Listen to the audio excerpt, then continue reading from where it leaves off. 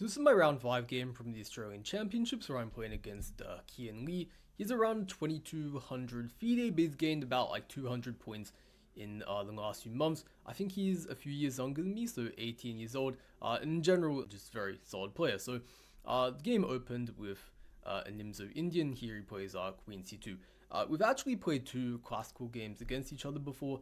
The first time I played the Wade defense after Knight of 3 Bishop G4 in this position. The second time I decided to go Nimzo Indian. What he played in that game was this very solid line in the Rubinstein variation. But for this game, he decides to switch things up a little bit and go for the classical variation, Queen C2. And in general, against the Nimzo Indian, definitely the two main lines are Queen C2 and E3.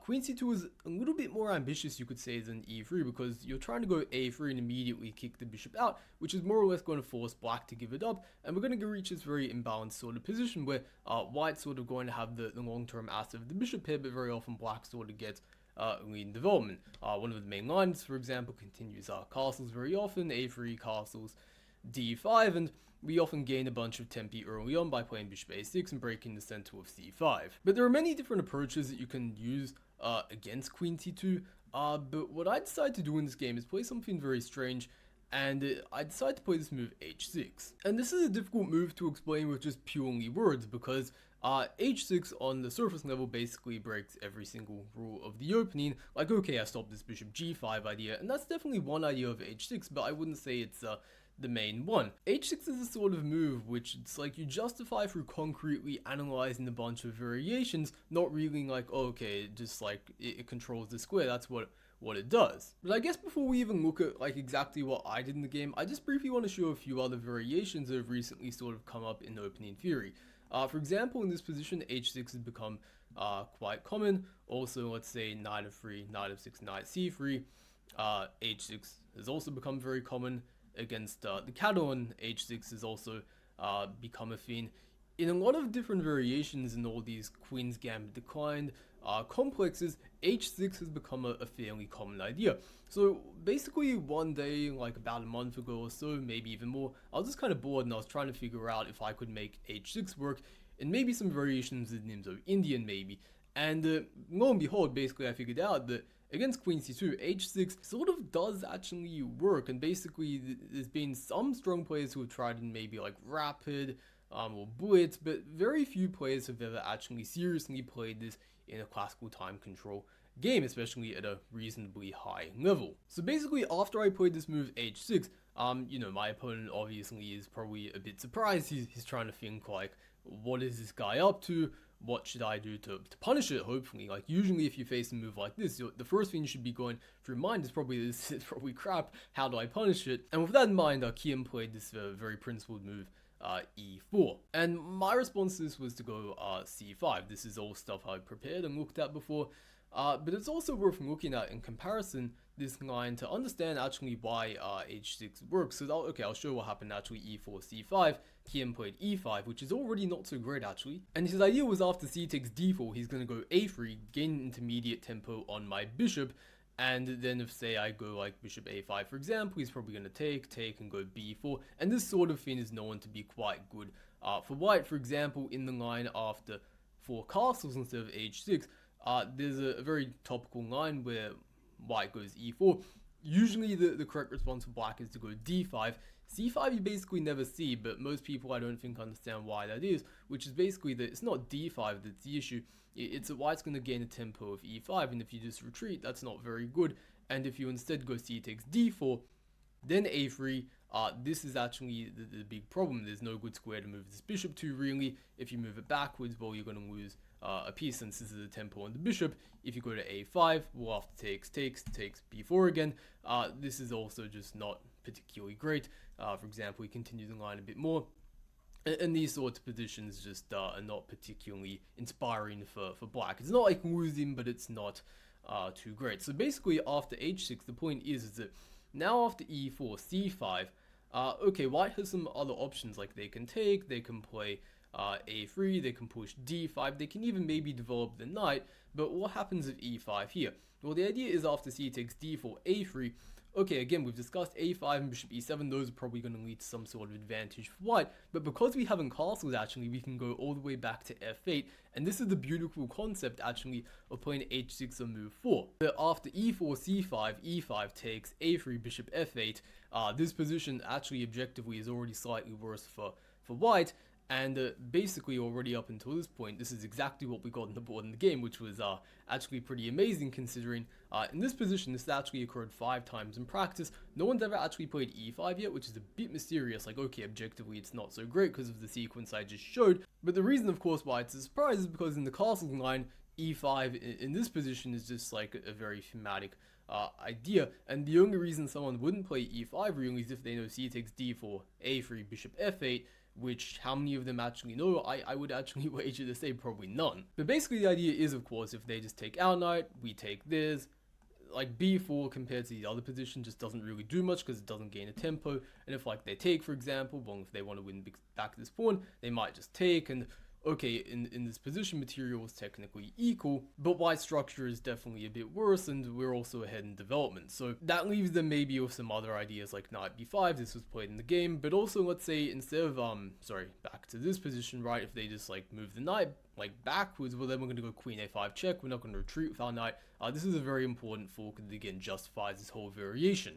But okay, what we had after bishop f8 was knight b5, and again, we don't really want to retreat, this is going to be very passive. So instead, again, we play another intermediate move, we play a6, counter-attacking the knight, and again, if knight takes d4, queen a5 check, we focus on this. So what actually ended up happening here was a move which, and I think I've briefly looked at this with the engine before, and I was like, okay, black's slightly better. I didn't bother looking too much at it, because I'm like, you know, I'll probably figure stuff out over the board if I do get to this, but I'm like, okay, knight takes d4, queen a5, there's that, and if they, like, take, I take, and like something like this, I thought, like, you know, I can probably, again, figure this out. I've this nice sort of pawn center, material is equal, shouldn't be too much trouble. But what Kien actually played after a6 was this move queen a4, and the exchange, which could very well be an idea, maybe not here, but I'm gonna have to find something else to do, and it's probably gonna involve moving my knight. And basically there are two main options where I can move my knight, either to e4 or g4. So this is where I had to start calculating. I was officially on my own, and I think probably the first thing that I considered was to go knight g4, because I mean it attacks the pawn, it's very forcing, and I'm like, okay, if they go like knight takes d4, I take this, I'm a pawn up, I don't see the problem. But then I was like, okay, they're probably gonna go like probably knight f3, they're gonna try and trap my knight if I'm not careful, so let's say I go knight c6 again, counter-attacking this pawn again. And then after, okay, so again to recount the moves, knight f3, knight c6, I'm like, they're probably going to go bishop f4, again for an h3, and I can't actually see what my knight's going to do if it's stuck on the board here. So then I started looking at the alternative to knight g4. I'm like, well, what if in this position maybe I go knight e4? And this is very interesting because it sort of is for any knight c5, so if they just like wait around, I'm going to do this, I'm going to kick their queen off the a file actually, and I'm just going to win a whole knight. Basically means after knight e4 again, that white is either going to have to go b4, which I thought was maybe like a bit like too ambitious, just like making too many moves over on the queen side that aren't developing, or you play knight takes d4, but this isn't really much better, because after queen b6, it actually becomes very difficult to hold this position to the extent where the engine actually just wants to play queen c2, giving up the knight f3, and then just go into this endgame where you're basically a pawn down and you don't really have any counterplay. The reason being that the alternative, which looks very normal, knight f3, knight c6, also isn't very good because now we're sort of eyeing the f2 square. They can't really take, for example. If they go to e3, that's not looking very good, and if they go to d1, for example, back with their queen, bishop c5, and they're really not going to be able to hold this position together. So basically 94, it's not like incredibly difficult to calculate these sort of variations, but there was sort of something like a mental block in my head that just sort of like, I didn't see anything again like wrong with the lines, but it just sort of felt like maybe there was something a bit wrong. Maybe the knight was somehow going to get stuck in the middle of the board. And I at the same time saw another idea in the knight g4 variation that could make this whole thing work, where I was like, okay, in this position, after all these moves, I get g5 actually, bishop g7, and I am now attacking the e5 pawn with another piece. They actually can't hold that pawn together, and sure, they get a check on d6, but after king f8, is it really a big deal? I'm still going to grab this pawn. Okay, I can't castle, but can they really punish that? I didn't think they could. And with how things turned out in the game, it actually turned out to be a pretty reasonable decision. And the only reason it would not be so great is if white actually plays this move on castles. In the game we had rook d1, and it might look like these are two very similar moves. There's not a huge difference between the two, but actually there is, because after rook d1, okay, let's just first of all look at this. This is what was played in the game. Knight takes g5. In the game we had bishop takes e5, but why not knight takes e5? So if I play knight takes e5 now, if we take a bit of a head count, black is clearly 2 pawns up, and white also can't really take on d4 because they're simply going to run into this check. So at least after bishop takes e5, they are going to be able to take this pawn. Yes, they are still down 1 pawn, but they have some compensation because, of course, the king can't castle. There's annoying knight and d6, which they may be able to reinforce very soon. Whereas if instead of rook d1 in this position they go on castles, well, now the whole point is after takes, knight takes e5, they can play rook takes d4, and the knight, if it jumps to f3, is not going to be a check because the king is here on c1. When this position really is quite dangerous for black, I would say it's not easy for them to really break out of this sort of bind white has. We can play f5, this is apparently the best move, and the computer's top line continues this, giving up a pawn actually.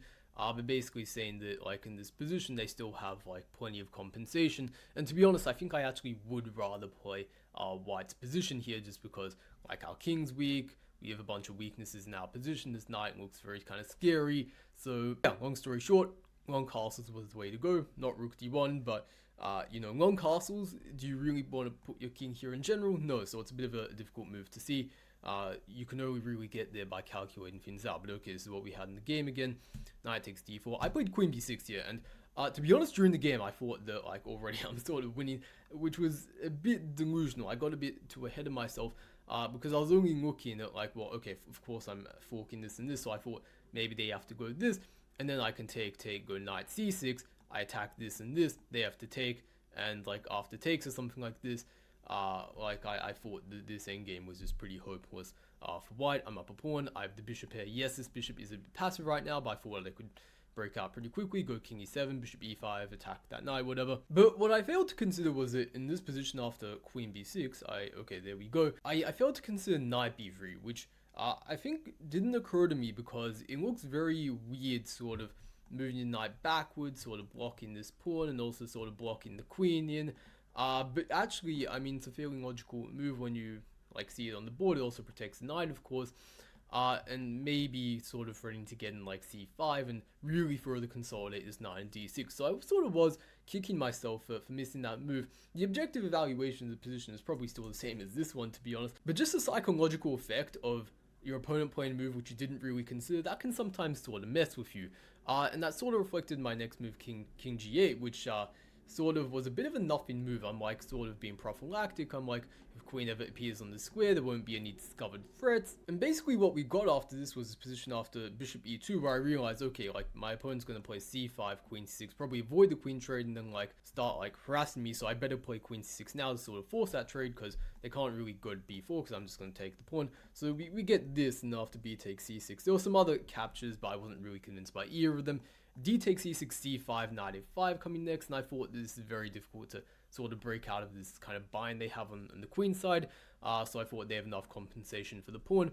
And if knight takes e6, I think just like rook d2, and I couldn't really see again how I'm going to be like activating my pieces. So I thought the b takes e6, at least this one, I might be able to get like a5 and maybe activate the bishop there. That was a bit optimistic because white can of course do stuff like c5 or knight c5.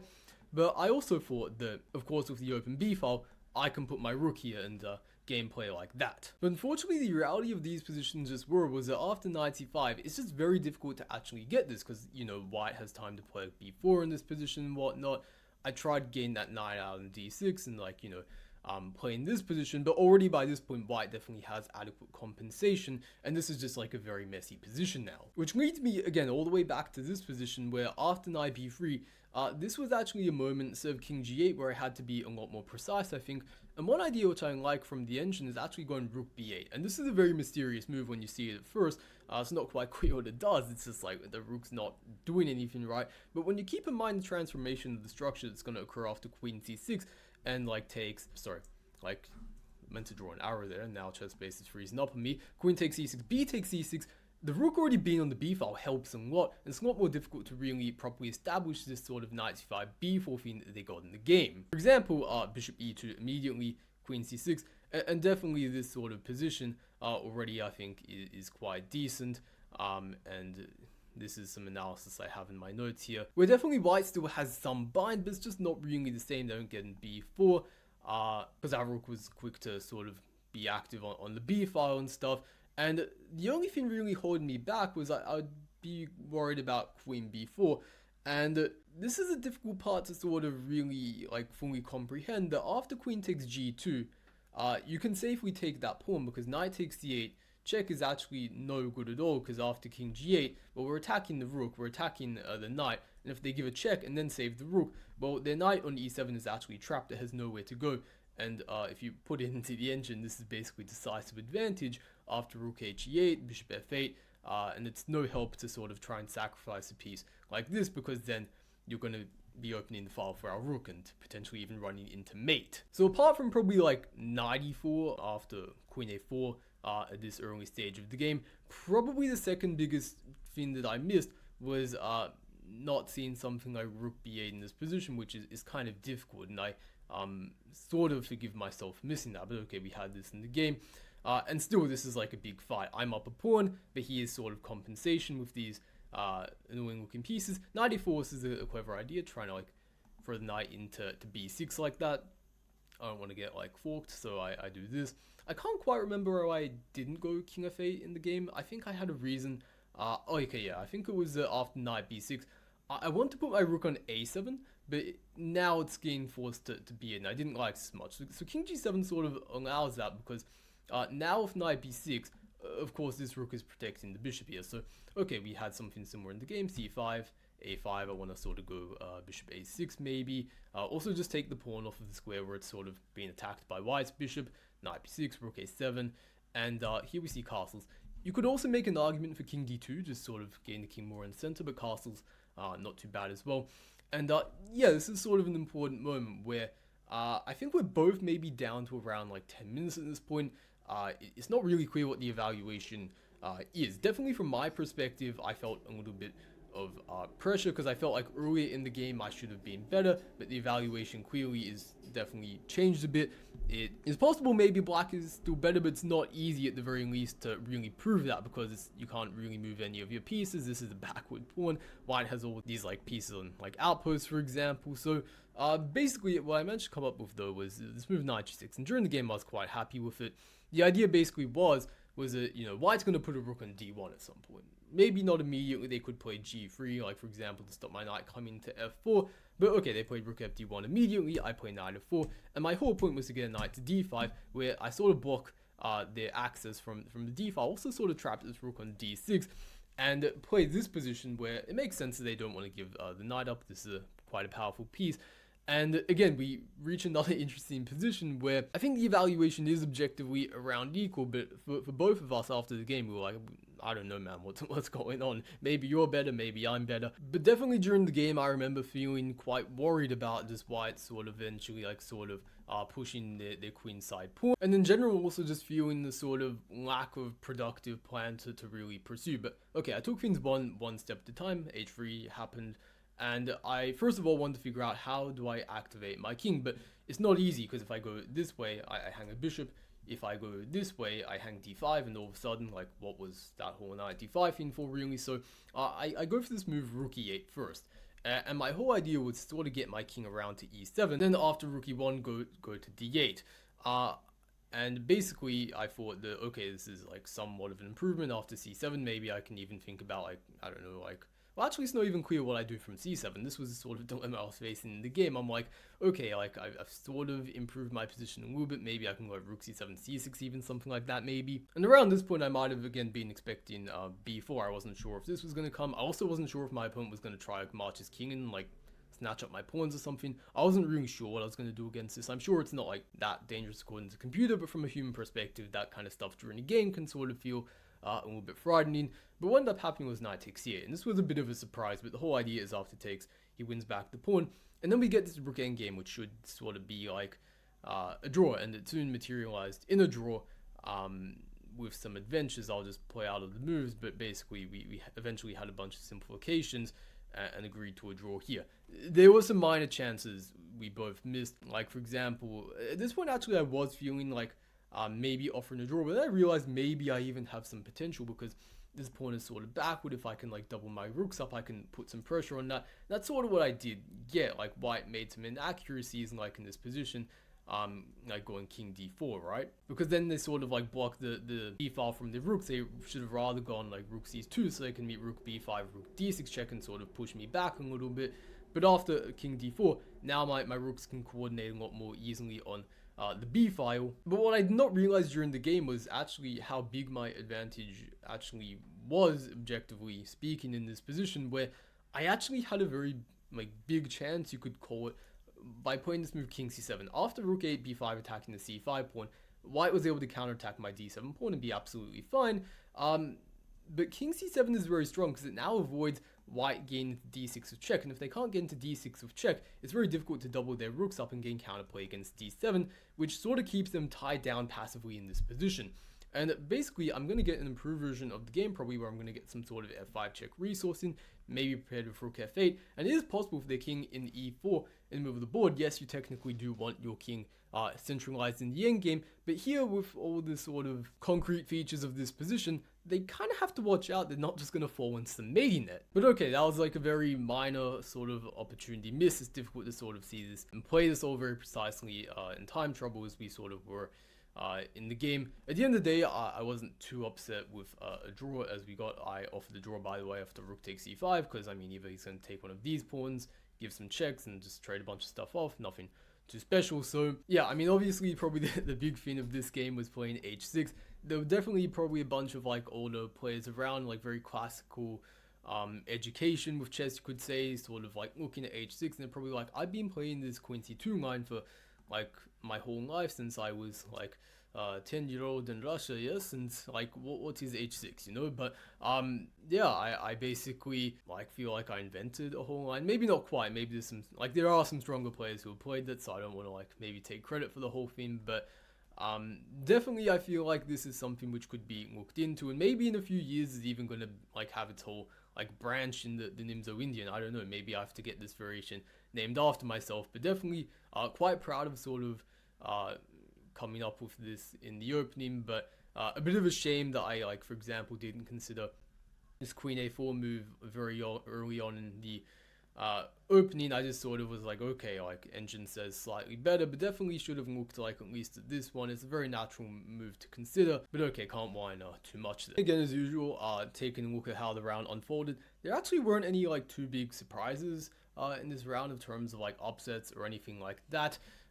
Frederick Whitfield, he actually drew against top seed Rishi Sardana, and I was scheduled to play Frederick in the next round, and basically also this was a double round day, so another reason I offered a draw to Kien, apart from the position just sort of being objectively drawn, was that I just like, you know, the next round was going to start in like an hour or something like that. I wanted to quickly get back home, maybe eat, prepare a little bit if I could, which I was able to, and basically get myself ready for the next game. When you have a double round day, you want to make sure that, like, you know, sometimes if you're in a position where you feel like maybe you could grind it out, you also have to sort of counterbalance it with like, okay, but what about the next game? And you don't want to like be too much of a like coward, right, and just like agree to a draw in like 2 hours or something, right? But there definitely are those sort of practical considerations I need to keep in mind. But okay, overall not too bad, 3.5 out of 5 up until this point in the tournament. And yeah, that's all I want to say for today's video though. Hope you guys liked it, and I'll see you in the next video.